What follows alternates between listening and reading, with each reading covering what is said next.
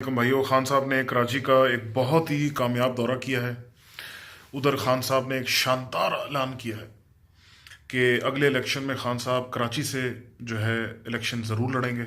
ये एक बेहतरीन फैसला है।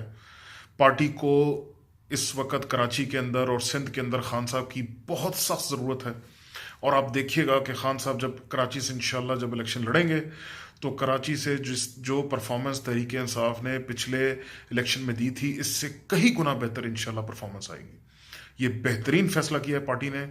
और खान साहब जो आजकल वर्कर की तरफ बढ़ रहे हैं, वर्कर को पुकार रहे हैं, वर्कर को सराह रहे हैं, वर्कर से प्यार कर रहे हैं, सुभान अल्लाह। इंशाल्लाह देखिएगा जी, तहरीक इंसाफ दिन ब दिन और मजबूत होगी।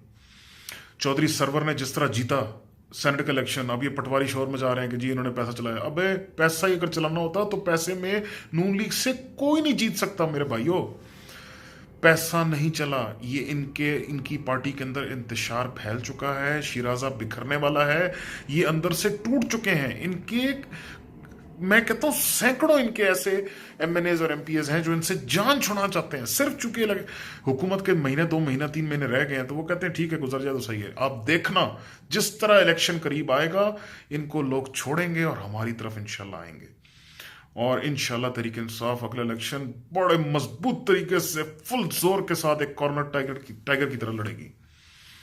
तो सब भाइयों से कहता हूं उम्मीद नहीं खोनी और इंशाल्लाह बेहतरी की उम्मीद करनी है और मेहनत करनी है। तहरीक इंसाफ को ताकतवर करना है, तहरीक इंसाफ को मजबूत करना है और तहरीक इंसाफ का एक खानदान बन के अपने इख्तलाफात को दूर करके इत्तेहाद के साथ आगे बढ़ना है और अपने मुखालफिन से जंग लड़के इंशाल्लाह इलेक्शन जीतना है। और खान साहब को इस दफा वजीर आजम बना के छोड़ना है हमें इंशाल्लाह।